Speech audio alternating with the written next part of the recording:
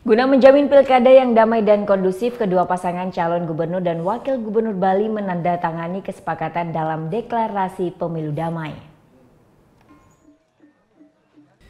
Tinggal beberapa hari lagi pilkada 2018 akan memasuki masa kampanye.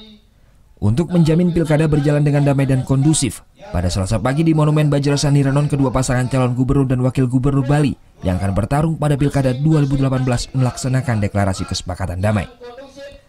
Di hadapan Kapolda, Pangdam 9 Udayana, Ketua KPU, Ketua Bawaslu, Gubernur Bali serta sejumlah instansi terkait dan masa pendukungnya, pasangan calon gubernur dan wakil gubernur Koster Co Aceh dan Rai Mantra Sudikarta menandatangani kesepakatan damai. Melalui deklarasi ini diharapkan masing-masing kubu paslon gubernur dan wakil gubernur memegang komitmen untuk mengikuti semua mekanisme yang berlaku sehingga pilkada bisa berjalan tertib dan damai. Kapolda Bali Irjen Pol Petrus Golosim menegaskan pihaknya bersama Kodam 9 Udayana akan bersikap netral kepada semua paslon dan siap menjaga pilkada 2018 berjalan dengan aman.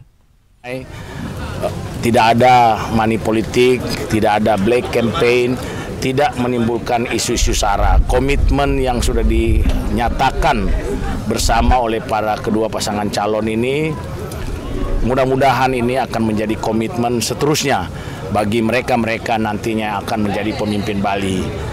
Selain pemilihan gubernur pada pilkada 2018 kali ini juga akan dilaksanakan pemilihan bupati dan wakil bupati untuk Kabupaten Klungkung dan Gianyar. Semua masa pendukung maupun paslon sendiri agar tertib mengikuti semua aturan yang berlaku. Surya Sanjaya melaporkan untuk NET.